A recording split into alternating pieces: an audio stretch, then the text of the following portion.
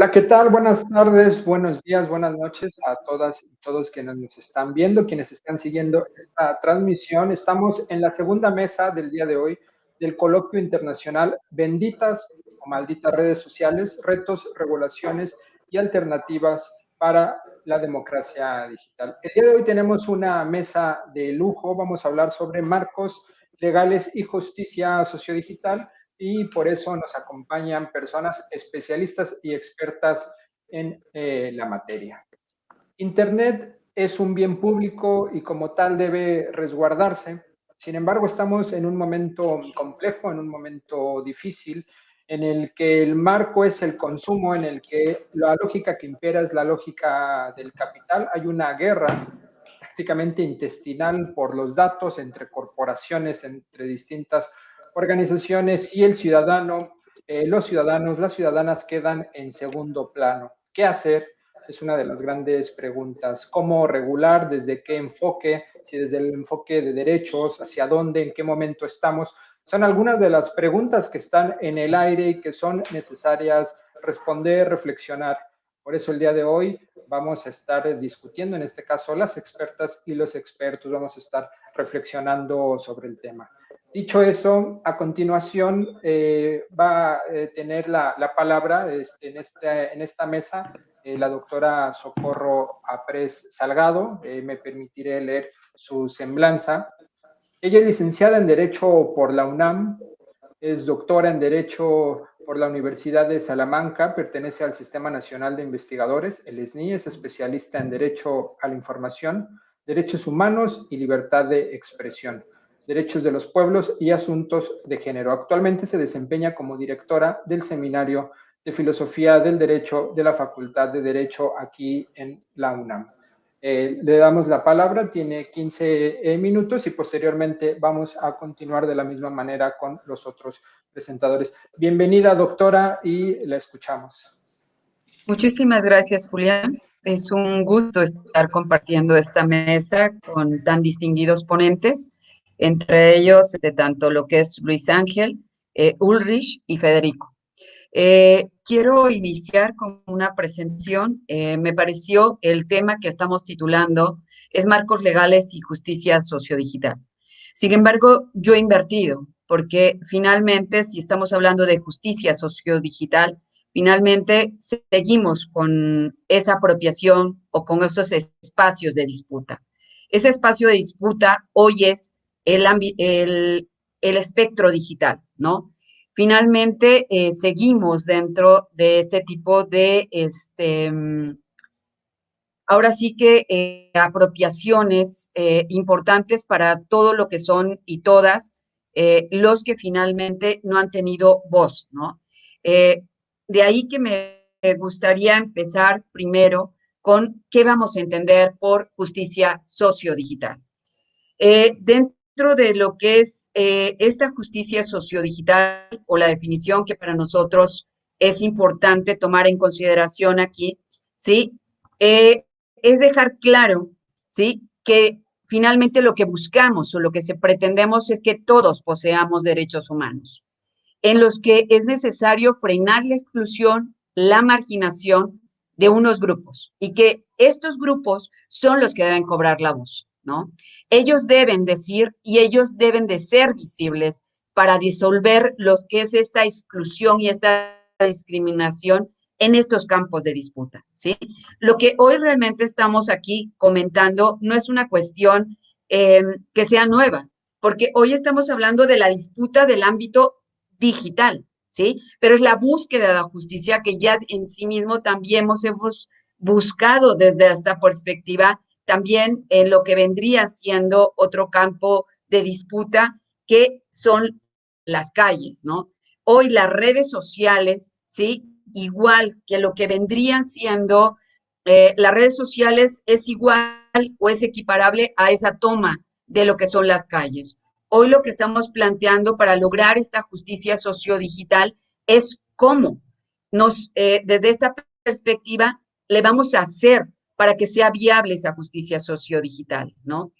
Y por eso digo que después quiero ver lo que son los marcos legales, porque dentro de lo que es la directriz de justicia sociodigital o algunas de las directrices que ha llegado a plantear principalmente una red global de actores de la sociedad civil para una Internet justa, deja claro varias directrices. Y dentro de esas directrices en las que yo me baso, la primera de ellas es el marco legal. Y dentro de ese marco legal lo quiero dejar al final porque este es un elemento de lo que es esa justicia sociodigital, ¿sí?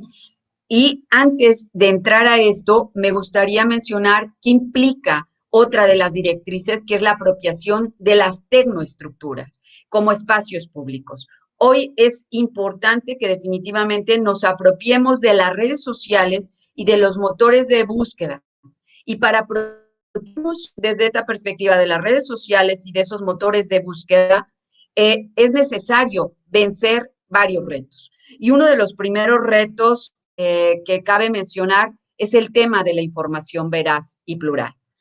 Es necesario que tengamos claro que sin información veraz y plural, ¿sí? Definitivamente no es posible de motivar y generar debates, ¿no? O construir comunidades digitales. Y estas comunidades digitales, eh, solo mediante estas comunidades digitales se puede favorecer tanto la toma del ciberespacio como lo que son los espacios públicos. No podemos seguir utilizando lo que son el ciberespacio como una punta de lanza para lo que es la toma del espacio público. Hoy se trata definitivamente de colocar en el mismo nivel el ciberespacio y el espacio público, ¿sí? Debemos tomar el ciberespacio también desde esta perspectiva y esto es posible a través de lo que es una información veraz y plural, dejando claro que esa información veraz implica que haya una contrastación con datos objetivos de lo que son esos hechos, ¿sí? No, lo que no vamos a pretender es una rigurosa exigencia de total exactitud de lo que es el contenido de la información transmitida, ¿sí? Y con ello también debemos tener claro que aquí las autoridades estatales tienen un mayor nivel de diligencia en la contrastación de lo que son esos hechos, ¿sí? Y al mismo tiempo es indispensable que se garantice el pluralismo informativo si estamos hablando de esa justicia sociodigital y de apropiarnos de precisamente de esas estructuras. Ese pluralismo informativo pasa necesariamente por frenar la concentración de medios de comunicación, ¿sí? Y a su vez, junto con ello, con esta veracidad y esa pluralidad de información, requerimos dentro de lo que es esta primera directriz, disminuir la brecha digital, que se ha abordado a lo largo de las distintas sesiones que ha tenido este coloquio internacional. Disminuir la brecha digital implica desde esta perspectiva no solamente que tengamos acceso todos y todas desde esta perspectiva, que eso solamente sería como un primer elemento importante de lo que viene siendo disminuir esta brecha digital, porque la brecha digital la tenemos en acceso, en uso y en apropiación. En acceso, es importante tomar en consideración que pese a que hay un mayor número de mujeres, de acuerdo a una estadística de 2020, del 51.3 de mujeres tenían acceso a Internet, eso no implica que no haya una mayor brecha digital para lo que son las mujeres. ¿Desde qué perspectiva? Porque no es un espacio seguro para compartir, tampoco es un espacio para disentir todavía desde esta perspectiva. Y también vale la pena aquí destacar que finalmente se requiere una alfabetización digital en ese acceso, vinculado a una educación para adquirir habilidades digitales, ¿no? Y la brecha de uso definitivamente requiere un contacto con lo que son las TICs, que también se ha abordado a lo largo de esta disertación. Y por último, el tema de la apropiación, que también ha sido ya un elemento abundado a lo largo de estas charlas que han distinguido a este coloquio. ¿En qué nos encontramos? Que hay brechas de uso y de apropiación en la cual existen retos para la población general, pero más son para lo que son las mujeres, y asimismo cabe mencionar que en el acceso existe una brecha en la educación para adquirir lo que son habilidades, ¿no? Junto a ello, otro tema que va a haber y que va a ser objeto de una mesa es el tema de la neutralidad de la red. Si no tenemos una neutralidad en la red, definitivamente me parece que es muy complicado que todos y todas nos podamos apropiar, ¿sí?, de lo que son el ciberespacio. De ahí que se requiere que los proveedores definitivamente de acceso a Internet aseguren lo que es el libre acceso, la no discriminación, la privacidad y la transparencia en las aplicaciones, en los contenidos, en los servicios, por origen, destino y tipo de datos, ¿no? Que creo que ese es un elemento muy importante a tomar en consideración. Otro de las directrices que definitivamente se requieren dentro de lo que es especialmente lo que estamos hablando de esta justicia digital, es tomar en consideración las nuevas realidades digitales. Estas nuevas realidades digitales nos deja claro un tema que ya hemos mencionado con respecto al tema del pluralismo informativo. Es decir, hoy tenemos claramente algo que ya discutíamos en los medios tradicionales, la amplia concentración de medios de comunicación tradicionales, pero hoy encontramos una concentración de medios digitales. Google, Facebook controlan, por ejemplo, el 85% de la publicidad digital. Google tiene el 89% en el mercado de búsquedas. De ahí que lo que hoy se plantea, incluso dentro de esta red que yo les había mencionado, esta red global de actores de la sociedad civil para un Internet justo, pasa primero por fragmentar vertical y horizontalmente lo que son estas estructuras digitales, a favor de estructuras más abiertas, a favor de lo que son los usuarios y las usuarias. Además, lo que se deja claro es que es necesario separar empresas de servicios digitales y las que recolectan datos de los servicios especializados que vienen a llevar a cabo lo que son el procesamiento de datos e inteligencia digital, ¿no? Junto con esta directriz, ¿sí?, para lograr precisamente esta justicia social digital, es necesario pasar por otra directriz, que es la democratización de procesos de datificación y digitalización de las sociedades contemporáneas. Aquí lo que se plantean, de acuerdo a esta red global que yo les había mencionado, es una triple datificación. Primero, tenemos procesos de datificación que no aportan, por ejemplo, ningún beneficio y que no son deseables sin importar los beneficios. Un ejemplo de ello en este proceso de datificación, el padrón de usuarios de telefonía móvil, PANUD, no tiene definitivamente fines claros y por lo tanto no aporta ningún beneficio. Tenemos otro tipo de procesos de datificación con beneficios potencialmente claros, visibles a largo plazo, ¿no? Pero que a corto y a mediano plazo pueden ser no deseables. Un ejemplo de esta datificación es lo que hoy estamos experimentando en esta pandemia, que es la educación en línea, ¿no? La educación en línea a largo plazo definitivamente puede traer beneficios. Sin embargo, a corto y a mediano plazo hubo resistencias frente a este tipo de situaciones.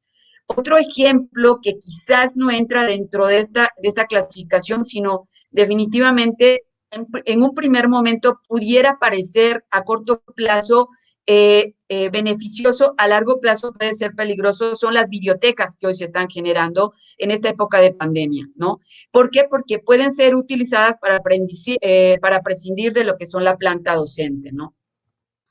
Otro proceso de datificación que podría ser claramente benéfico, un ejemplo de ello, y aquí es una investigación que lleva a cabo Diego García Ricci de la Ibero. Él plantea la utilización, por ejemplo, de los datos del INE, ¿sí?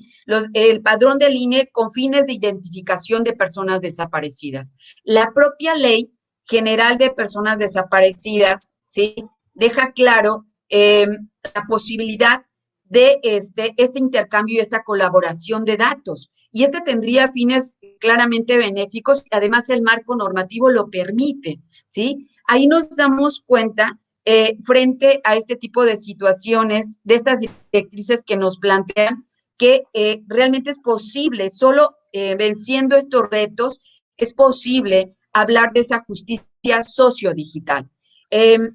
Quizás habría que tomar en consideración aquí solamente dejar claro una cuestión que para nosotros podría ser sumamente relevante, ¿no? Eh, Aparte de esta apropiación de estas directrices para lograr esta justicia sociodigital, no podemos dejar de lado lo que es el tema de los marcos legales. Hoy nuestros marcos legales que tenemos definitivamente siguen siendo un efecto remedial, ¿sí? Un efecto remedial desde la perspectiva de que definitivamente no todos ni todas desde esta perspectiva tenemos una cercanía a lo que son esos marcos legales. Realmente el derecho está, desde la perspectiva de estas disposiciones normativas, está muy alejado de todos y todas, ¿no? No todos tienen un acceso a estas estrategias legales desde esta perspectiva.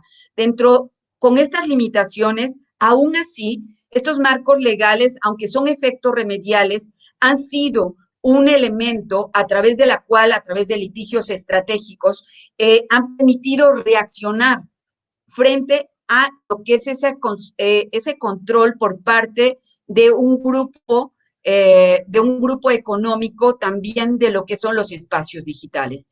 Y el marco legal ha sido utilizado como una forma de apropiación, ¿sí?, por parte de organizaciones y de personas en lo individual y también de comunidades, de esa construcción de comunidades, a través, por ejemplo, de lo que es un marco normativo como lo que es la protección de datos personales. Hoy la protección del derecho humano a los datos personales a través de lo que son dos disposiciones que son la Ley General de Protección de Datos Personales, la Ley General de Protección de Datos Personales en posesión de sujetos obligados, el convenio 108, los criterios del Sistema Interamericano de Derechos Humanos, que van en la línea precisamente de la protección de este derecho humano, nos dan la posibilidad de poder reaccionar, ¿sí? Pero si no va simultáneo con todas estas directrices que les estoy planteando de vencer estos retos, es muy complejo llegar, ¿sí?, a esta justicia sociodigital. Y solamente para cerrar, para no alargarme, diría que definitivamente hoy es momento de poseer estos derechos humanos a la información, a la libertad de expresión, a la protección de datos personales, a la vida privada, en donde es necesario que ningún grupo quede excluido, relegado a una posición de desventaja, para llegar definitivamente a lo que es la interiorización de nuestros derechos humanos.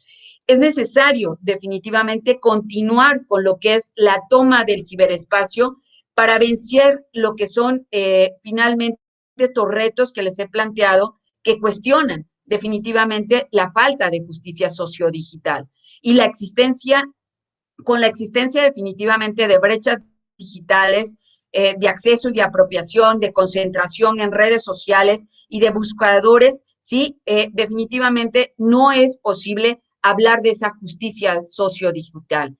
Es necesario y más que nunca seguir creando mundos posibles y mundos posibles a través de otras formas de organización, ¿sí?, que hoy nos ponen en reto dentro de lo que es este ciberespacio. Pues para mí sería, en este caso, hasta aquí lo dejaría, independientemente de las reflexiones que pudieran surgir más adelante. Muchísimas gracias. Doctora Socorro Apresa, muchas gracias por su intervención. Deja reflexiones puntuales y sobre todo agradezco, y es muy interesante el planteamiento que hace, que antes de llegar a hablar sobre un marco regulatorio, planteemos aspectos fundamentales que tienen que ver con desigualdades, con acceso, con la apropiación tecnológica y digital que bien se mencionan y que muchas veces de poco se habla porque justo lo que genera muestra las desigualdades y las brechas que existen. Les comentamos a quienes nos están viendo que estamos en la segunda mesa del día de hoy, marcos regulatorios y justicia sociodigital, y en esta mesa, además de la doctora Presa, nos acompaña el activista de derechos humanos Federico Anaya, el abogado especialista en Internet Ulrich Richter, y asimismo el profesor investigador de la Facultad de Ciencias Políticas y Sociales, Luis Ángel Hurtado. A continuación le damos la palabra a Ulrich Richter Morales, abogado especialista en Internet. Voy a leer brevemente su semblanza. Él es abogado egresado de la Escuela Libre de Derecho y maestro en Ciencias Penales por el Instituto Nacional de Ciencias Penales. Su ejercicio profesional se ha desarrollado en dos vertientes. La primera, como abogado postulante, y la segunda, como activista ciudadano. Ejerce la abogacía en materia penal, civil y de amparo. Dentro de los litigios que ha patrocinado destacan la defensa de la revista Proceso, en la demanda promovida por Marta Sagún de Fox, la de la Asociación Sindical de Pilotos Aviadores de México, en el caso de Mexicana de Aviación, y el amparo para el uso lúdico de la marihuana. En 2015 presentó la primera demanda contra el gigante tecnológico Google en México por daño moral. En el ámbito de la participación ciudadana fue consejero del Consejo de Participación Ciudadana de la Procuraduría General de la República, así como secretario del mismo desde 2008 hasta junio de 2011. Además, es fundador y presidente de la Asociación Civil Ser Mexicano Es, AC. Es autor de varios libros, entre los que destacan El Ciudadano Digital, Fake News y Posverdad en la Era del Internet, 2018, De la Protesta a la Participación Ciudadana, 2014, y Manual del Poder Ciudadano. También es colaborador de la revista Alcaldes de México y del periódico El Universal. Y antes de darle la palabra, quisiera comentarles que tenemos aquí la presencia de personas que nos están viendo desde Costa Rica, Nicaragua, Colombia, aquí en México, Sinaloa, Sonora, Guerrero, Hidalgo, y eso nos llena de orgullo. Y bueno, continuamos con esta excelente mesa y le damos la participación y la voz a Ulrich Richter. Adelante. Julián, muchas gracias. Pues primero agradecer a Eloy Caloca y a John Ackerman esta invitación y a mis otros ponentes, como es la doctora Socorro Presa, mi gran admiración, al doctor Federico Anaya y a mi colega también Luis Ángel Hurtado. Yo quería hacer primero una aclaración que Julián me ha dicho que soy experto en Internet y quería precisar que eso es, Julián, una fake news, ¿no?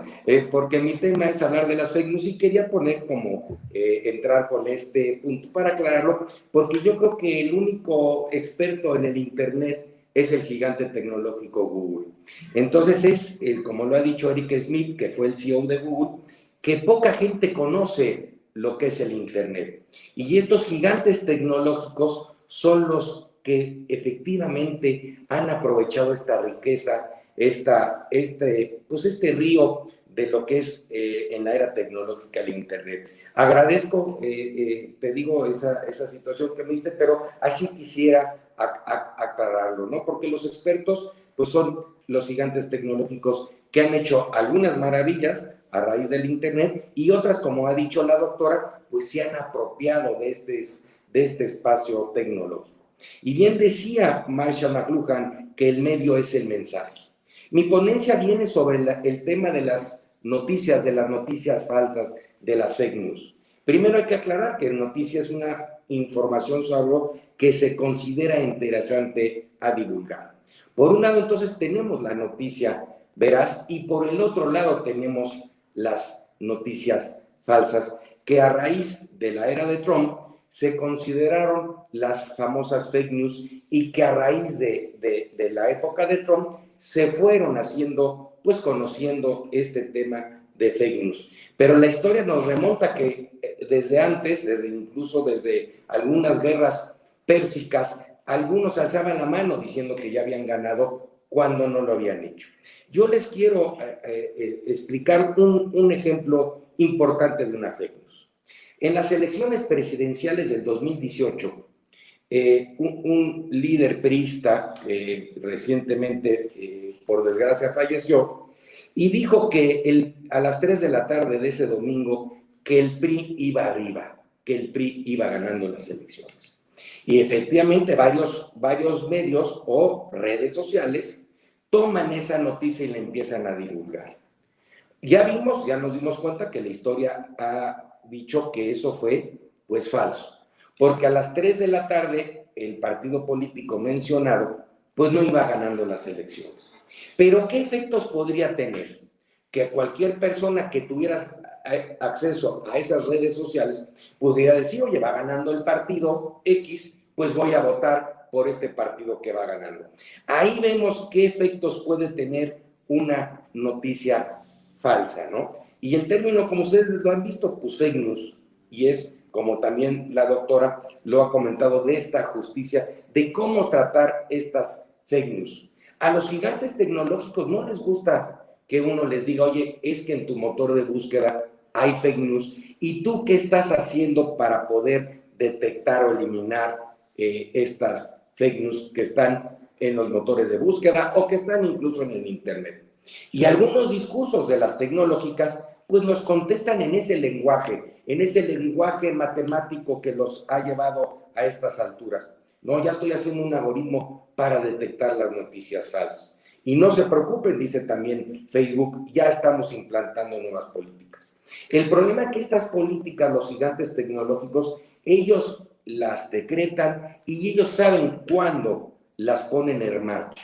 Pero no las quieren poner en marcha cuando el ciudadano digital les dice, oye, esta publicación es falsa, la tienes que retirar, la tienes que quitar de este motor de búsqueda. Y hay algunos tipos de noticias falsas, hay diversas clasificaciones que van desde unas muy amplias a unas muy, muy pequeñas, ¿no? Y entonces yo les quiero compartir algunos tipos de noticias falsas, pues son las fabricadas deliberadamente, diseñadas para manipular a los lectores, para que crean o realicen determinada acción.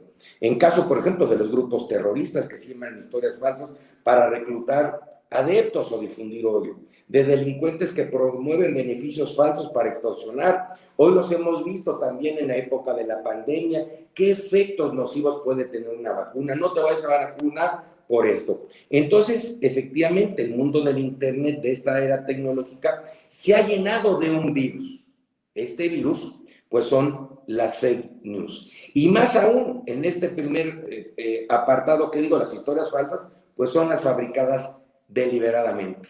El segundo rubro podemos tener el informe sesgado, parcial o pobre en una relación con hechos reales para ajustar a una agenda, como la negación del cambio climático, los efectos secundarios de la vacunación o los efectos secundarios del propio virus COVID, o cualquier cantidad de controversias políticas. Hoy vemos incluso cómo las fake news llegan al ámbito político para poder contrarrestar a tu enemigo político. ¿A qué grado llegan? Pues es muy fácil, como siguiendo lo que nos ha dicho la doctora, el motor de búsqueda de Google tiene cerca del 80%.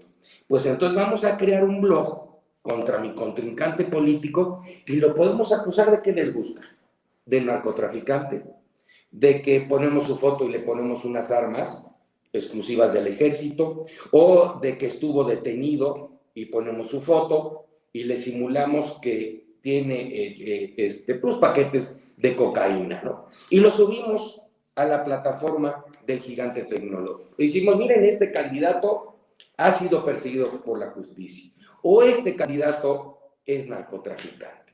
Y en ese momento se divulga y corre como polvorín esta noticia que puede afectar a este candidato porque a lo mejor, pues él ni es narcotraficante, nunca ha aparecido en ese tipo de noticias, pero ya aparece impregnada en el Internet, en el motor de búsqueda, pues una noticia que cualquier ciudadano digital puede decir, oye, es que mira, aparece en el Internet, aparece en Google, que hay un blog donde dice que lo está buscando la justicia por narcotraficante, porque también está ligado a los tipos de delincuencia organizada. Y no lo dudes que mañana van a aparecer algunos blogs sesgados y van a decir, es que financió a los talibanes. Y como financió a los talibanes, pues cuidado. Pero no lo dudes que así llegue el grado de atacarnos a través de las redes sociales, que por eso son malditas o por eso son benditas, como se titula en este laboratorio. Y el tercero, las historias de escándalo, chismes, rumores, que contienen elementos parciales de la verdad diseñados para aumentar las ventas o la publicidad. Ahí a lo mejor lo hemos visto nosotros con algunas revistas que incluso sacan chismes de artistas y que les van inventando, ¿no? Y que con eso pues prevén que van a aumentar sus ventas cada semana.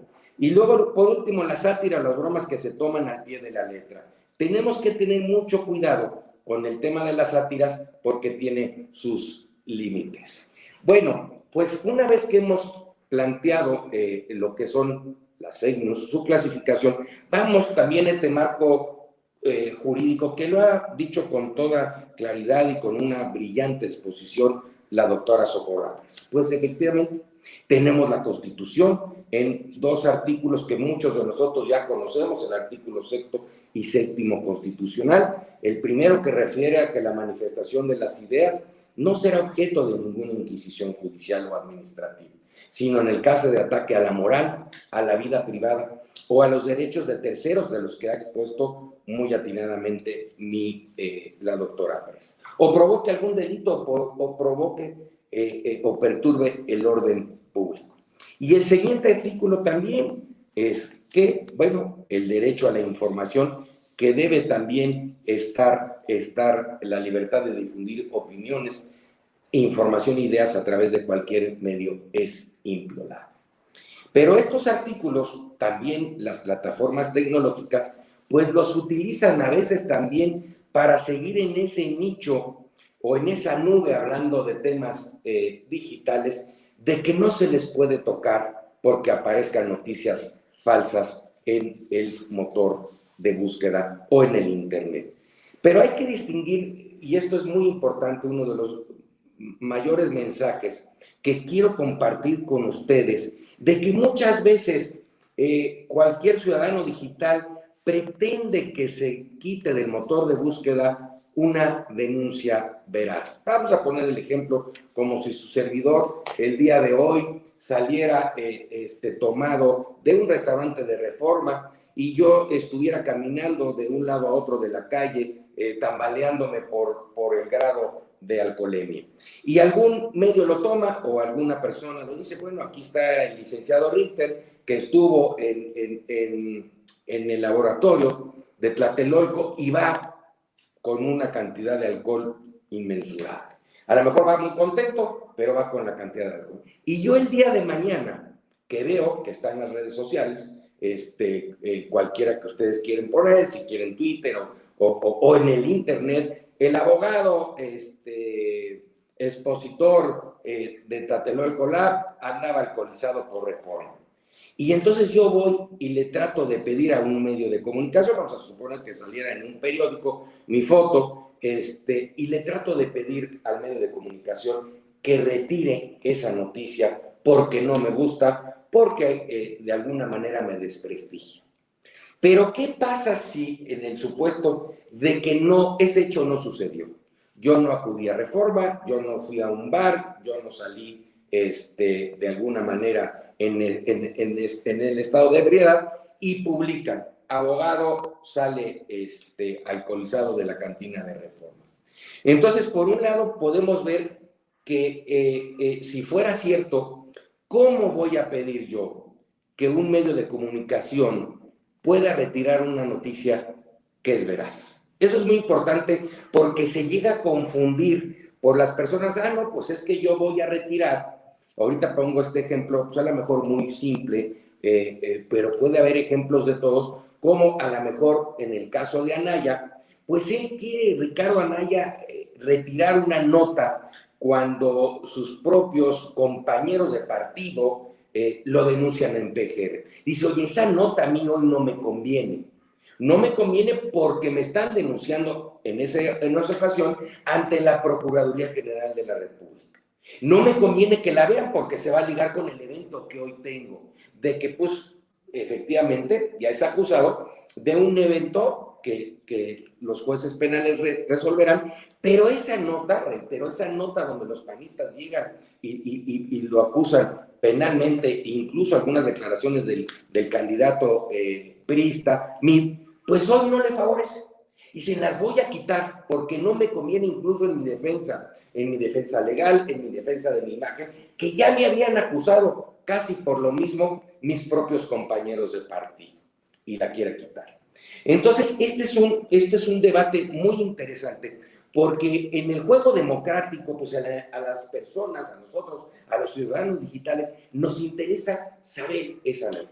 Posiblemente la que yo les puse a ustedes, oye, pues mira, a nosotros no nos interesa si saliste borracho o no, tú no eres una agente pública, tú no eres un ex candidato a la presidencia, pero la de Anaya sí.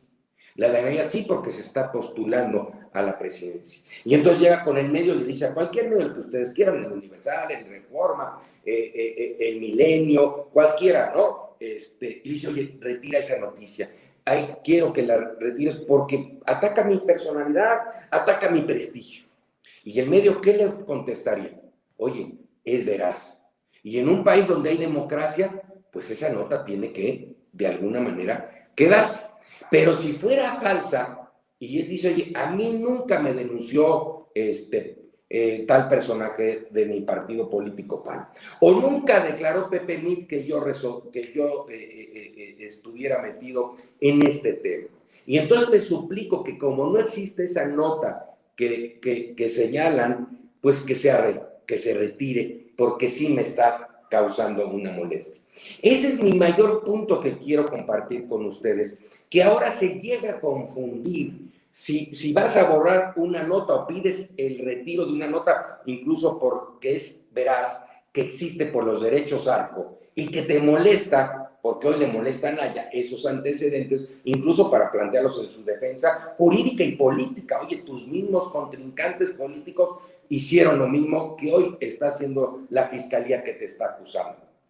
Y por el otro lado, si fuera falsa, oye, me está afectando en mi defensa, pues te pido que la retires. Entonces estamos entrando a este laberinto, a este río, donde muchas personas, ciudadanos digitales, que hoy están pidiendo, y sobre todo políticos, hoy están pidiendo que se retiren un sinfín de notas que aparecen en el motor de búsqueda, podría ser, que aparecen en diversos medios impresos y electrónicos, y en su caso, que están hoy en el internet. Oye, es que esa nota no me gusta, hay que quitar. Esa nota dicen que me están investigando, hay que quitar.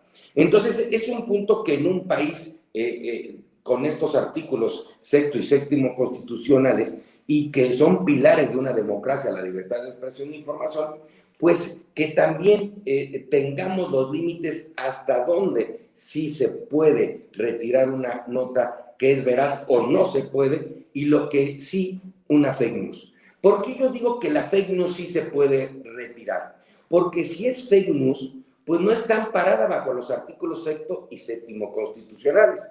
Si no es noticia, si no es veraz, pues no puede estar amparada bajo el derecho a la información. Entonces, en el otro caso sí, en el otro caso si es veraz la nota, el medio puede decir, oye, yo tengo el artículo séptimo constitucional que tengo que difundir una información por más que te moleste, porque no es, no te gusta, o como decíamos, tiene algún grado de que te puede complicar tu estrategia jurídica. Esto evidentemente lo vemos porque el artículo sexto constitucional tiene sus límites al ataque a la moral, a la vida privada, a los derechos de tercero, provoque algún delito, como le he dicho, perturbe el orden público. Y el séptimo constitucional, la vida privada, la moral y la paz pública. Podría alegar una persona, oye, es que me está afectando a Anaya los derechos de tercero, mi derecho. ¿Por qué? Porque estás afectando mi vida privada. Podría él alegar, imagínense ustedes, nota veraz, pero artículo sexto, hay límites que tú estás pasando. Y entonces ahí tenemos una ponderación o una colisión de derechos fundamentales, en donde por un lado dice, me están atacando mi vida privada, pero por el otro lado el medio tiene el derecho a información. ¿Qué hacemos con este choque o esta colisión de derechos fundamentales? Que estos derechos fundamentales ya ha expuesto lo pertinente la doctora. ¿A cuál le damos cabida? ¿A cuál? Ustedes son los directores del medio y dicen, ¿la bajo o no la bajo? Bueno, yo tendría alguna referencia a decir, bueno, si enriquece el debate democrático, la vida democrática del país, pues hay que ponderar estos derechos para ver cuál tiene primacía. Pero si estamos hablando de una fake news, pues yo le diría, oye, ni siquiera el medio puede alegar que tiene en defensa la libertad de información, porque no estamos hablando de una información, estamos hablando de una situación que es una fake news y que no está amparada bajo estos preceptos constitucionales que hemos esbozado. Entonces, parte medular de las fake news es que, a mi juicio, como conclusión, te puedo decir que no están amparadas por los derechos fundamentales porque no son noticias.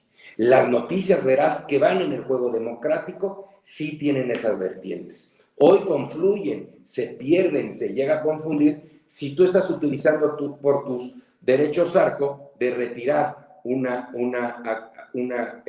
nota que es veraz, pues el medio tendrá muchos medios de defensa.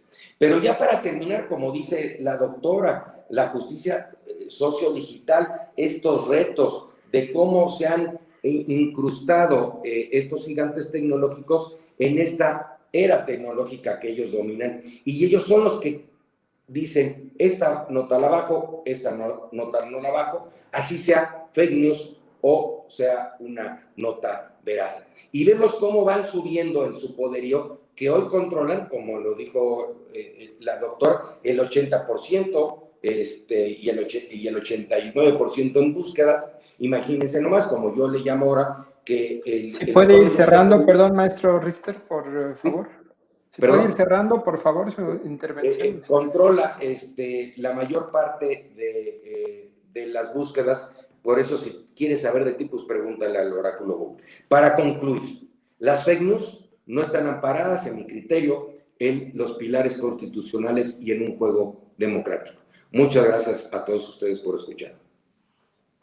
Excelente intervención del maestro Ulrich Richter. Plasma muy bien otro de los problemas que existen actualmente y que han estado evolucionando, que tiene que ver con la desinformación, donde entran las noticias falsas, y con la necesidad de una clasificación y, por supuesto, construir marcos legales para plantear efectivamente qué es lo que está sucediendo y para introducir también debates importantes como el derecho al prestigio o incluso el derecho al anonimato, como mencionó a partir de los excelentes ejemplos. Continuamos en la mesa Marcos Legales y Justicia Sociodigital.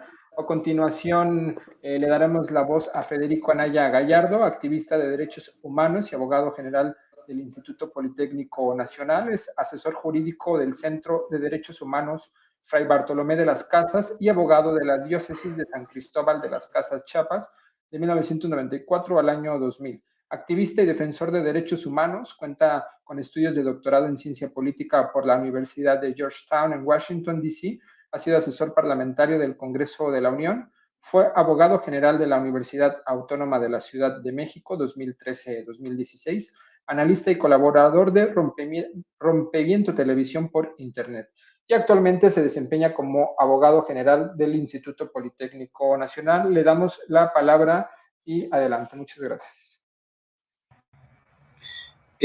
Buenos días. Bueno, no, exactamente ya estamos. Buenas tardes. Yo quisiera retomar lo que el compañero Richter nos estaba diciendo. Pero quisiera concentrarme en una pregunta importante que el ciudadano Richter ya la tiene, respondía para un caso particular que fue el suyo. ¿Quién decide las cosas que estábamos discutiendo? Y ahí tenemos un problema. Yo llamaría a este intento de presentación retos de la norma y de las burocracias. ¿Quiénes son los que deciden? ¿Y cómo podemos hacer sentido de esto?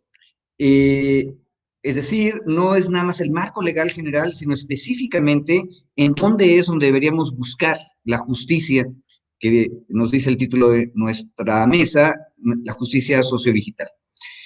Yo quisiera recordar algunas cosas que se han dicho en este evento. Me parece que fue ayer, Clara Luz Álvarez nos decía en su conferencia magistral que las problemáticas que estamos discutiendo en realidad no son nuevas. Y en este punto yo quisiera compartirles una cosa bastante viejita, es una frase del 1675. Wilmot, un poeta de la Restauración británica, decía: el mundo, desde que yo puedo recordar, ha sido tan insoportablemente idéntico a sí mismo que sería inútil esperar que vaya a haber cualquier cambio. Por cierto, para hablar de la actualidad de las redes sociales, actualmente ustedes pueden encontrar en streaming una película reciente acerca del señor Wilmot, que se llama El Libertino, con Johnny Depp, lo cual nos ubica un hombre cínico que dice que las cosas jamás van a cambiar y el mundo es igual a sí mismo en su época, y le permite al público en general enterarse cómo era la Inglaterra del 1675. Ahora, varios de los autores de la vocación gregaria, es decir, estaban citando en el fondo al viejo Aristóteles, nos dicen que las redes sociales, los espacios sociodigitales son espacios de socialización y de organización política. Muchos hablan de la plaza pública o de la plaza comercial. ¿Quién controla el acceso a la plaza pública o al mercado? Plaza comercial. ¿Cómo hablamos entre nosotros y los ciudadanos y las ciudadanas, personas que estamos en esas plazas, somos respetuosos o no somos respetuosos con unos y con otras? Y cuando estamos hablando de esos espacios, en realidad estamos hablando del espacio público del que hablaba Habermas y que se empezó a desarrollar en esta civilización, que es noratlántica y occidental, allá por el 1600 y feria, que estaba yo diciendo. Y ahí, para terminar de ubicarnos en los siglos, ya también estaban discutiendo el problema de las fake news. John Milton no es nada más un poeta, es un político que escribe en medio de una revolución, la Revolución Inglesa de 1640, y le recomienda al Parlamento eliminar cualquier tipo de censura en los impresos. Durante el gobierno parlamentario y luego republicano de Cromwell, Inglaterra tiene una explosión de impresos fascinante. Christopher Hill, en los años 70, analizó esto y nos habló de las otras revoluciones populares inglesas que básicamente se expandieron por la imprenta, una imprenta que ya no tenía ningún tipo de censura previa y tampoco tenía censura posterior. ¿Qué decía el compañero Milton? Decía: la verdad terminará imponiéndose. En el fondo, es exactamente el contrario de Wilmot. Milton dice: la verdad se impone. Es un optimista. Él cree razonablemente que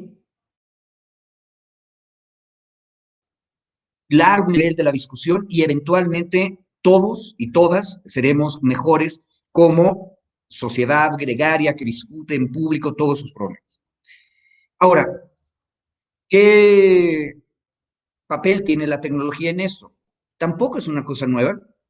En los 1500, Grusinski nos cuenta cómo el alfabeto latino era en realidad una nueva tecnología que fascinó a los tlacuilos nahuas, y tan les fascinó que empezaron a utilizarla para escribir en náhuatl, y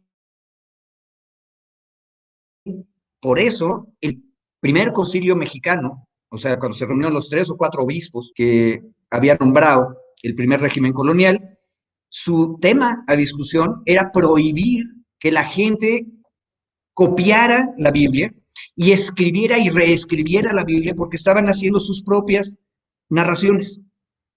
Y esas narraciones son las que dieron origen, Grusinski lo tiene muy estudiado en sus libros, a los títulos primordiales de las comunidades que se refundaban y se organizaban. En otras palabras, ahí hay una apropiación individual y colectiva de una tecnología nueva, en ese momento del alfabeto latino, que era mucho más interesante y fácil de utilizar. Aparte, nada más se usaba blanco y negro, no había necesidad de utilizar distintos colores para distintos sonidos, que era el sistema de escritura previo. Y entonces, la nueva tecnología permite mayor expansión del debate y es utilizado por todos. Y tan es importante que la autoridad tiene que reprimir y decir está prohibido que estés copiando la Biblia, está prohibido que escribas, está prohibido que le pases escritos. Ojo, ni siquiera estamos hablando de imprentas, estamos hablando de manuscritos. Bueno, ahora dicho eso, a mí me interesaría retomar en este instante otro problema. ¿Quiénes están regulando esto? Y aquí tenemos un problema de burocracia. Adelanto una idea. Un autor, politólogo, James Wilson, en Estados Unidos, escribió un bellito, muy bonito libro llamado Burocracia, donde básicamente demuestra que las burocracias están atadas a su nacimiento. Es decir, si creamos una burocracia para hacer un trabajo específico, va a ser muy buena para hacer ese trabajo específico, pero si le agregamos nuevas tareas, seguramente las va a hacer mal. O las va a hacer con la visión del primero de sus trabajos. Y esto es importante porque la Constitución mexicana preveía que el espectro radioeléctrico es propiedad de la nación y que por lo tanto le corresponde al Estado Nacional, a la Federación Mexicana, regularlo. Esta administración del espectro radioeléctrico se heredó de la Secretaría de Comunicaciones y Transportes a lo que ahora es un organismo autónomo llamado IFETEL. Pero el problema, nos diría la compañía Laguna en el primer evento, es que los fierros duros, es decir, las torres, el espacio radioeléctrico, se transmite a través de torres, cables, etcétera, y necesita de concesiones de parte del IFETEL.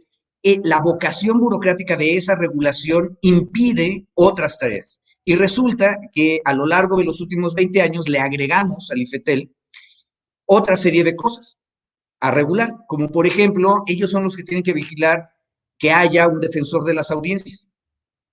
Y lo cierto, me ha tocado ver varios casos, es que el IFETEL, su pedazo de burocracia dedicado a los defensores de audiencias, no trabaja mucho, están un poco con una crisis vocacional porque están en una institución que no nació para eso, y luego se les olvida revisar, y entonces hay concesionarios que hace 5 o hace 7 años ya no han nombrado a su defensor de las audiencias y nadie les dice nada. Y al final de cuentas se convierte en una anécdota de abogados donde el abogado y el contador están viendo en la institución, por ejemplo, en una radiodifusora, cómo pueden evitar una multa, lo cual es ridículo, porque entonces el defensor de las audiencias no existía, nadie defendió las audiencias, el tema se perdió. Para eliminar eso, creamos otra institución, que son los sistemas públicos de radiodifusión, pero todavía no nos queda claro si esos van a tener algún tipo de jurisdicción sobre los privados. Una otra cuestión. Vivimos un régimen liberal en términos jurídicos y ese régimen liberal nos dice que están prohibidos los monopolios, todos los monopolios. La gran excepción a los monopolios es la protección de la innovación, es decir, las patentes. Y las patentes son todas, es decir, el monopolio que tiene el dueño de la nueva tecnología solamente va a durar un espacio de tiempo. El capitalismo tardío ha presionado para que ese espacio de tiempo se vaya expandiendo, se haga grande. Pero en un buen régimen liberal, solamente una razón de interés público podría justificar que la patente, el derecho de autor, se vuelva permanente o sea muy largo.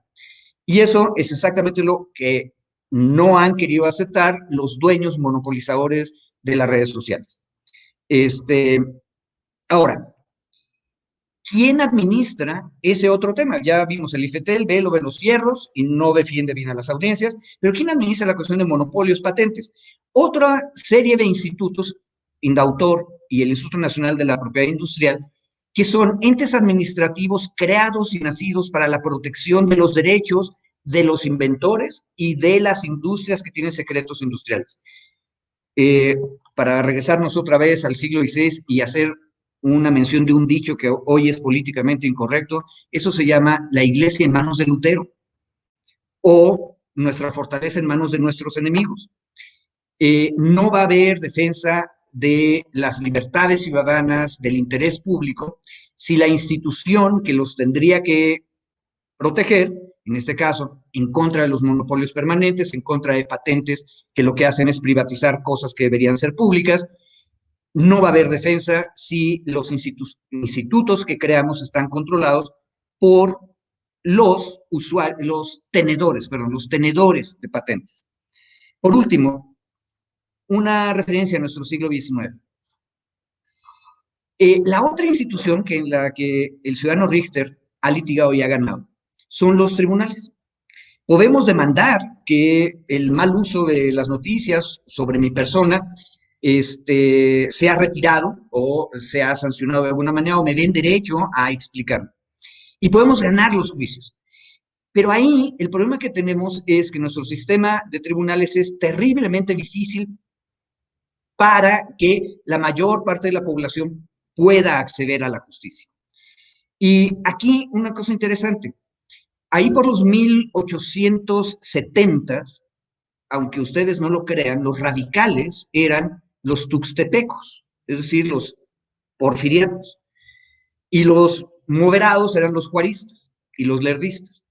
Y una de las cosas que la revolución de Tuxtepec impuso cuando triunfó en 1876 en prácticamente todos los estados de la República fue que todas las cosas que tuvieran que ver con la libertad de imprenta y la libertad de expresión, nuestro actual artículo 6º constitucional, se llevaran ante jurado popular en el municipio en donde se hubiera hecho la publicación. Es decir, estos límites, la moral, el no dañar a terceros, etcétera, ¿quién lo decide? Con eso terminaría. Pues lo decide un jurado popular de ciudadanas, diríamos ahora, y de ciudadanos, que conocen qué fue lo que pasó y cuál fue el impacto. Ahora, esto tiene conexión con lo que Tolkachier nos decía en otra de las conferencias, acerca de una red de redes que nació horizontal y descentralizada y ha sido de facto monopolizada por las grandes empresas capitalistas. Estas empresas capitalistas dicen que nos van a proteger y que ellos son los que van a hacer la autorregulación y los que van a proteger nuestros derechos. Eso es completamente irrazonable en términos de un Estado liberal. La solución que mencioné ahorita, la solución de los liberales radicales como Zarco y de los tuxtepecos cuando todavía estaban a la izquierda, en 1876, es que tiene que ser la ciudadanía la que decida. Es decir, tendría que ser la comunidad que participa en las redes sociales o en una red social específica la que tome una decisión acerca de lo que es propio o impropio. Y obviamente tendría que hacerlo con información, etcétera. No podemos permitir que sea el privado el que lo haga. Ahora, dicho eso,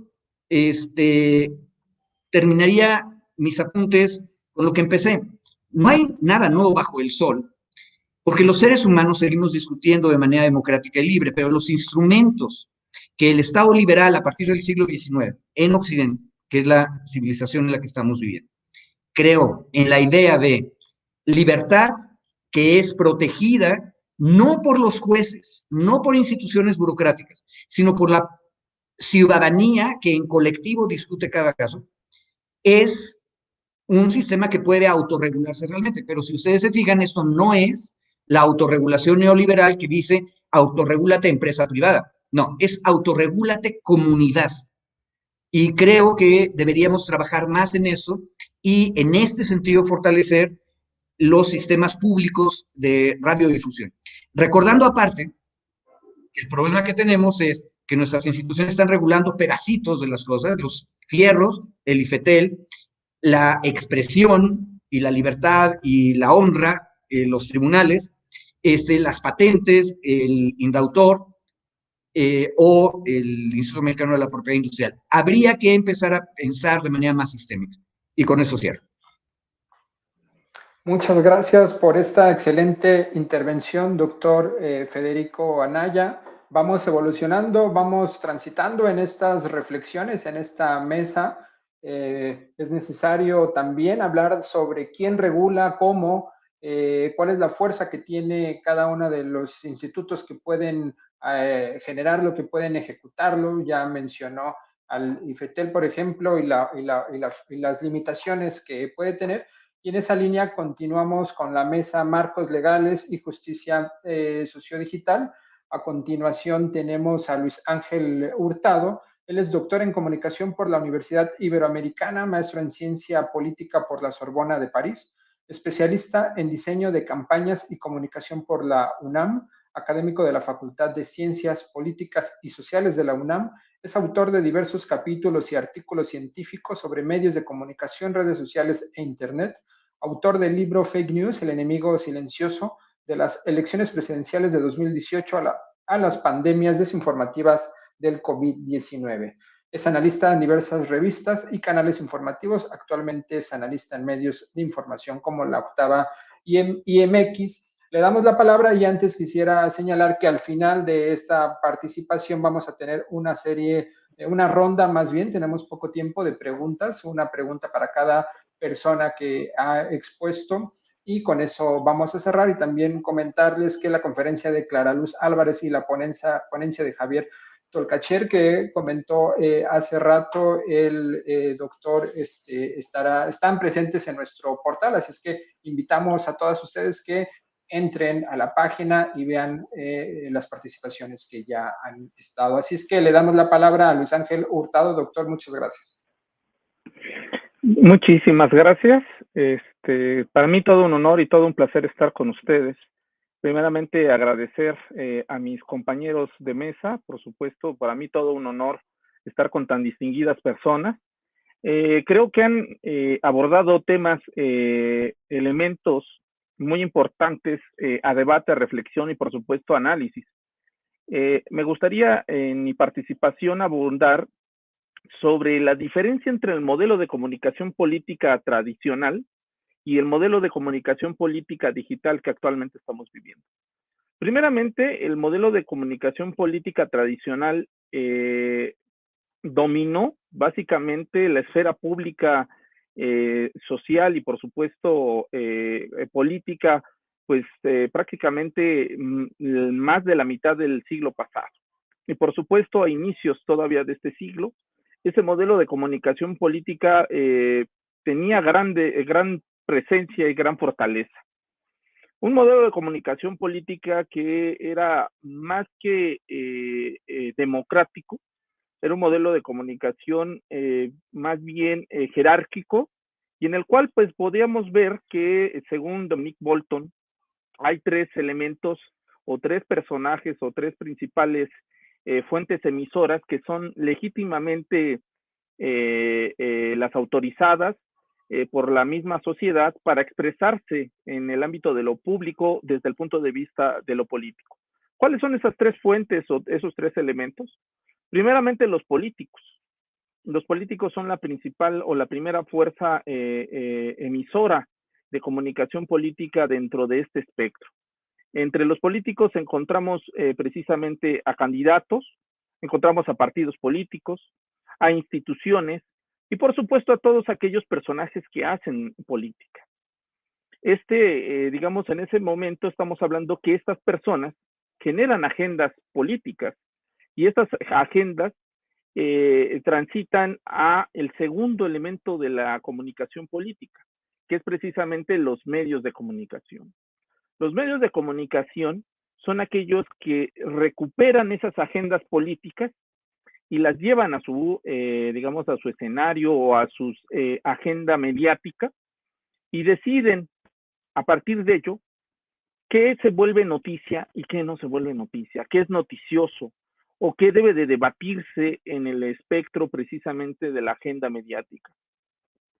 Estos medios de comunicación que podemos situar a la prensa, a la radio y por supuesto a la televisión, en determinado momento, en una suerte de vigilante eterno, digamos, del poder político, como lo establecen varios teóricos, deciden qué es bueno para la sociedad en materia de información, pero también deciden qué es malo.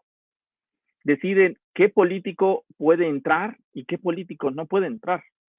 Y esto propició básicamente que en el siglo pasado muchos teóricos empezaran a debatir si realmente teníamos una democracia o teníamos más bien una mediocracia. en la cual básicamente muchos medios de comunicación tomaban voz y partida. Han hecho referencia, o se ha hecho referencia en el poder que tenían los medios de comunicación. Se les llegó a denominar el cuarto poder político.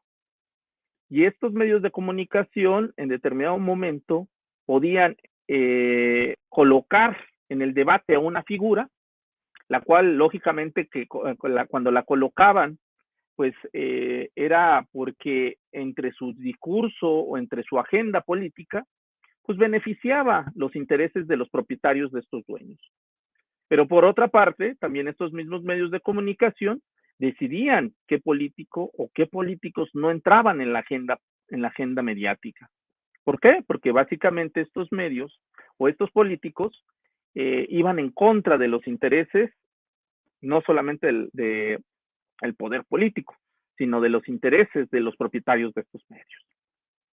Y a partir de ello, una vez que generaban esta agenda mediática o esta famosa agenda setting, estos le pasaban esta información al tercer elemento de la comunicación política, que era la sociedad en general. Ahora, esta sociedad decidía y también generaba agendas.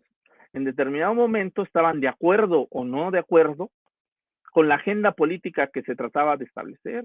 Y muchas veces esta sociedad civil organizada decidía manifestarse en contra de esas propuestas y salir a las calles y tomarlas como un bien público, ese espacio público que en determinado momento Habermas habla, ¿no? En el cual todos tenemos la posibilidad de convivir bajo cierta normatividad. Bueno, salen a este espacio, se manifiestan a favor o se manifiestan en contra. Entonces, bajo esa lógica, pues antes de Internet teníamos esto que en determinado momento era el modelo de comunicación política. Un modelo jerárquico, porque en la cima estaban los políticos, posteriormente los medios de comunicación y hasta el final estaba la sociedad civil organizada. Con la llegada de Internet esto cambia, porque básicamente con la llegada de precisamente este medio de comunicación, la sociedad ahora tiene la posibilidad, y es la primera vez en la historia de la humanidad, que cualquier individuo que tiene acceso a este medio que es Internet puede expresarse libre y abiertamente. Y al expresarse, lógicamente adquiere pues cierto poder y cierta facilidad para poder establecer discursos que antes los medios de comunicación o ciertas agendas que antes los medios de comunicación no retomaban. Agendas como precisamente la equidad de género, el derecho de las mujeres, por supuesto, todo lo que tiene que ver con el derecho a las minorías, el derecho a los animales o el derecho inclusive al medio ambiente, el cuidado al medio ambiente. Entonces, bajo toda esta lógica, narrativas que antes no existían en los medios de comunicación tradicionales, empiezan a establecerse dentro de la dinámica nueva de los medios de comunicación digitales. Y ahora los roles empiezan a cambiar. Ahora los políticos no son los únicos que pueden establecer agendas políticas o los únicos emisores. Ahora también desde la sociedad civil o desde la sociedad, la misma ciudadanía puede establecer también agendas políticas sin necesidad de dedicarse a la política o de militar en un partido político. Con esto, con la llegada de Internet, la sociedad le arrebata el dominio o el monopolio exclusivo a los políticos de ejercer la política. Y con ello, pues también tienen la posibilidad precisamente de emitir mensajes de corte político. Pero también con la llegada de Internet, los ciudadanos también tienen la posibilidad de generar información y con ello generan contenidos en los cuales, lógicamente, también le arrebatan el monopolio de exclusividad de generación de información a los medios de comunicación. ¿Y esto qué provoca? Pues que a corto plazo los medios de comunicación tradicionales entran precisamente en una crisis de credibilidad, una crisis de audiencia o de consumo, y por supuesto todo esto genera pues una disputa por el espacio público y por las narrativas y las agendas mediáticas. Los medios de comunicación tradicionales empiezan a criticar la propuesta o las propuestas de Internet. Entonces, bajo toda esta lógica, los políticos hoy en día también tienen una posibilidad que antes no tenían, que es emitir un mensaje sin la necesidad de la mediación de un medio de comunicación para que ese mensaje le llegue a la sociedad, y viceversa. La misma sociedad ya no requiere de un medio de comunicación, ya no requiere de la prensa, de la radio y de la televisión para emitir un mensaje y hacérselo llegar a los políticos o a sus representantes políticos. Con ello, pues empieza este debilitamiento precisamente de los medios de comunicación. En ese sentido, y empieza una suerte de precisamente de apoderamiento de la sociedad civil. Y en ese apoderamiento también nos llega un germen que es precisamente el que trató mi colega Ulrich, en el sentido que es ese germen que hoy en día se ha apoderado precisamente del debate en las esferas de lo público, de lo digital, que son los fake news o las desinformaciones digitales. De repente hay personas que empiezan a emitir información imprecisa o incorrecta, o información que es verdadera, pero es sacada de contexto y traída a la realidad bajo otra dinámica. Pero no solo esto, llega también desinformación construida con la intencionalidad precisamente de desinformar o de desviar la atención hacia otros temas. Y con ello surge precisamente algo que no existía antes en la esfera precisamente de la comunicación política, que es la industria de la desinformación. La industria de la desinformación como aquella precisamente dedicada aquella industria que vive precisamente de la generación de desinformación y la cual, según investigaciones por la Universidad de Harvard, solamente el año pasado dejó una ganancia de más de 10,000 millones de dólares alrededor del mundo. Una industria que básicamente hoy en día ha puesto precisamente en aprietos a las distintas democracias alrededor del mundo y que precisamente en la coyuntura del COVID o del SARS-CoV-19, diferentes gobiernos, al ver el brote tan impresionante de información falsa en las distintas redes sociodigitales y en Internet, decidieron crear exprofeso o fast track 19 leyes alrededor del mundo, 19 países alrededor del mundo, trataron de legislar precisamente en materia de comunicación y por supuesto redes sociodigitales e Internet. Y estos 19 países, lo que hicieron precisamente después con investigaciones que realizaron distintas universidades en agosto, septiembre y octubre del año pasado, estos 19 países lo que hicieron fue precisamente dotarle precisamente poder a ciertas figuras autoritarias o ciertos regímenes políticos totalitarios de un poder que no tenían en ese momento, que era precisamente el de Internet. Al regularlo, básicamente muchos de estos países decidieron callar a la oposición o precisamente sancionar a los medios de comunicación críticos. ¿Y esto qué llevó? A que las penas fueran no solamente monetarias, o sea, que se le adquiriera una multa a los medios de comunicación o a los periodistas o a los opositores, sino que también se les permitió en algunos casos encarcelarlos o inclusive en algunos casos hay so pena de muerte. ¿Esto qué ha llevado? Pues que básicamente el debate de lo público queda en manos precisamente de aquel que detenta el poder y que determina qué es verdadero, qué no es verdadero. Y a partir de ello entra un debate. ¿Las redes sociodigitales e Internet se puede regular o se debe de regular? Desde mi punto de vista, no se debe de regular. ¿Por qué? Porque precisamente es un bien público, como lo han dicho varios de mis colegas aquí presentes. Y al ser un bien público, lo que necesita precisamente es que la misma ciudadanía adquiera precisamente una autorregulación. Y esta autorregulación se va a lograr precisamente a partir precisamente de la alfabetización mediática, dándole precisamente a los usuarios de Internet todas estas herramientas para poder precisamente decir qué es malo y qué es bueno, o qué es verdadero y qué es falso. Entonces, bajo esa lógica, En ese sentido, debemos de celebrar en determinado momento que en nuestro país gozamos todavía de esta libertad en la cual todos podemos expresarnos en este espacio digital y en este espacio público que es Internet, y por supuesto, y con ello cierro, también hay que ser conscientes de que todo poder conlleva una gran responsabilidad, así como dijera Franklin Delano Roosevelt.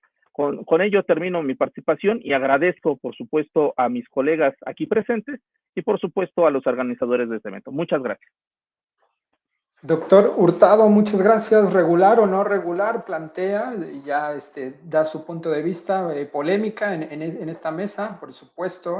Hay un planteamiento sobre la necesidad de generar marcos regulatorios, previamente, como comentó la doctora Presa, construyendo esta justicia sociodigital. Nos quedan 10 minutos y para cerrar la dinámica, si les parece, va a ser la siguiente y para que todos puedan rematar con una intervención.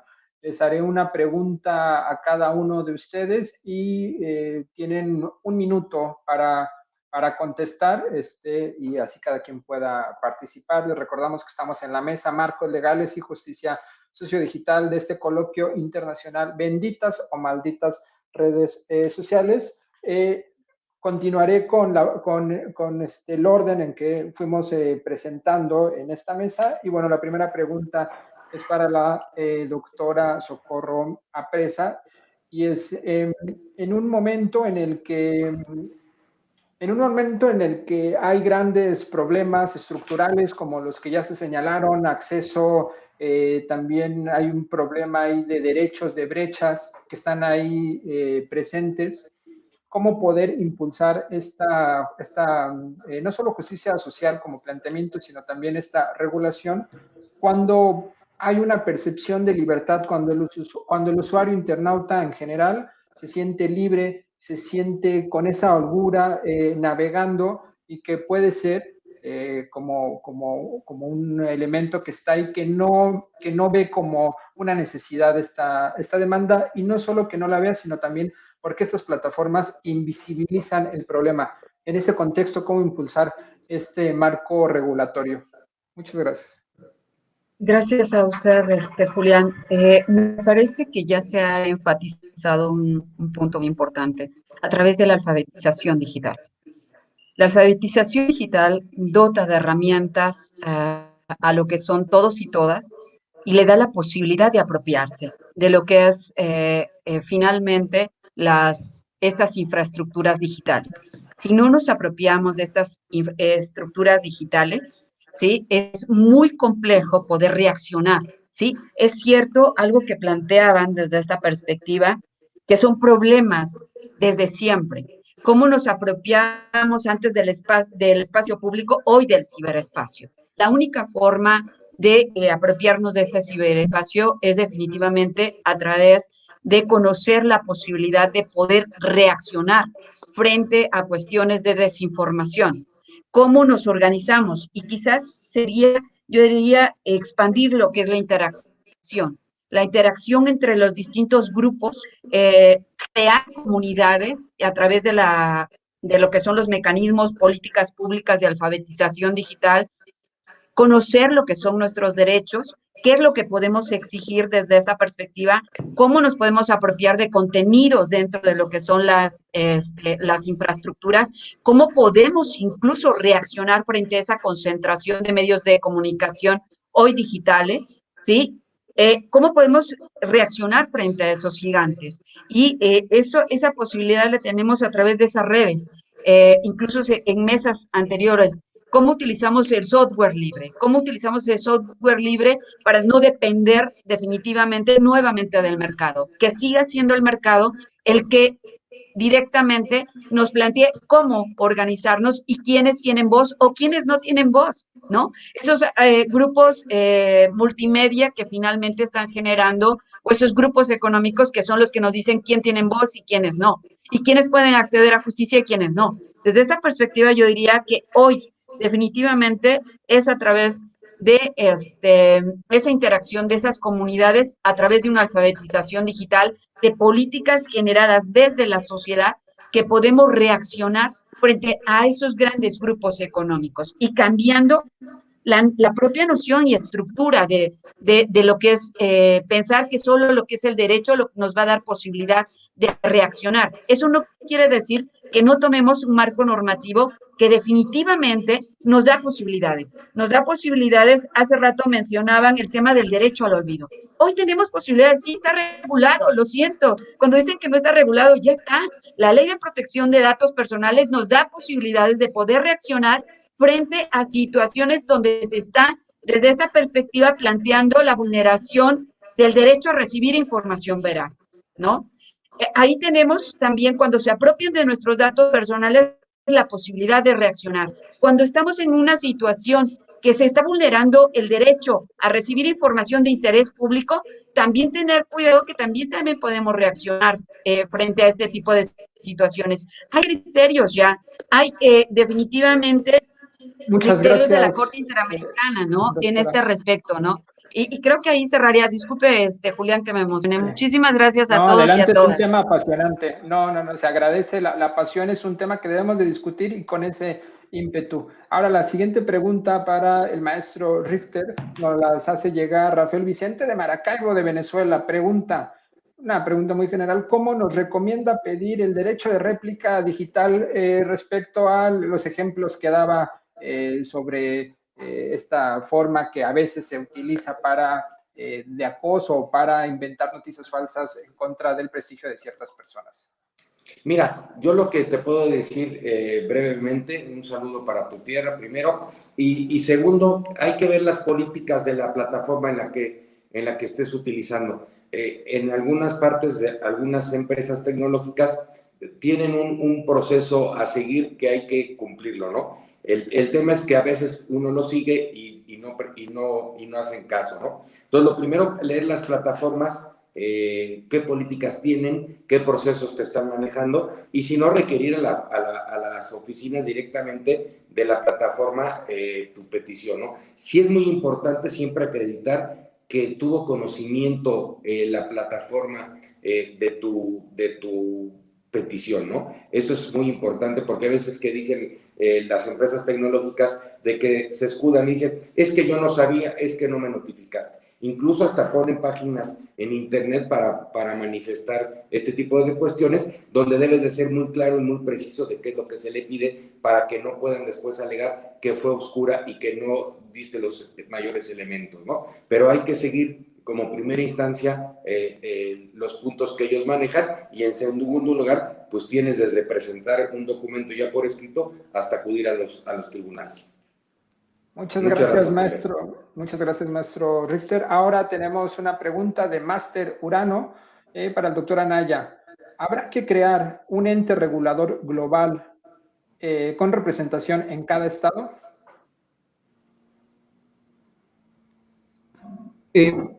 Dos cosas. La primera es, yo solo soy licenciado, no soy doctor. Algún día terminaré mi disertación doctoral. Pero, un detalle, algún día también tendremos un órgano global regulador. Pero lo que necesitamos hacer es en cada uno de los estados nacionales discutir. Y lo que nos dijo el ciudadano Hurtado es muy importante. 19 estados dieron marcha atrás en términos de libertades durante la pandemia. Tenemos que recuperar la vieja convicción liberal de empoderar, como nos acaba de decir la ciudadana presa, a las comunidades. Uno de los mecanismos es yendo hacia los tribunales, como nos dice Richter, pero yo insisto que primero tendríamos que tener órganos reguladores que vigilen las libertades más fuertes. Y creo que en México, en específico, la oportunidad está en los sistemas públicos que se llaman todavía de radiodifusión, pero que tendrían que aclarar que son todas las redes, y también los viejos medios tradicionales en el espectro radioeléctrico. Y esos son los espacios a nivel federal y a nivel de cada uno de los estados federados mexicanos donde tendríamos ahorita que trabajar. Y desde esa experiencia construir lo global. Muchas gracias. Una disculpa por el error. Muchas veces las trayectorias personales hacen creer que pues, se tienen los doctorados y la especialización. Y para rematar con el doctor Luis Ángel Hurtado, ¿qué papel juegan los medios de comunicación tradicionales en esta industria que señaló de la desinformación? Híjole, pues básicamente antes del Internet, los medios tradicionales ya jugaban un papel muy importante en la difusión de desinformación. O sea, no es algo nuevo, la desinformación no llegó con Internet, eso es lo que debemos de aclarar. La desinformación ya existía antes de Internet, y tanto era así que no solamente la desinformación es presentar información falsa o imprecisa, sino también acallar, o sea, no decir lo que está ocurriendo. Y de eso también los medios de comunicación tradicionales eran especialistas, y sobre todo en contubernio o en colaboración precisamente con los distintos gobiernos. Muchas veces decidían silenciar ciertos pasajes, digamos, importantes de eventos que estaban ocurriendo en la sociedad, porque no eran de conveniencia precisamente para el poder político ni para ellos. Y en ese sentido, pues esa es una forma también de desinformación, porque están alterando la realidad presentando otra o eventos que no son precisamente acorde a lo que está ocurriendo. En ese sentido, también traigo a la colación un término que es importantísimo, que es el de la posverdad. La posverdad es un fenómeno que actualmente está ocurriendo y que es traer precisamente elementos que no son del interés o tan importantes para la sociedad al debate público y relegando precisamente elementos que sí deben de debatirse y que son del interés de lo público.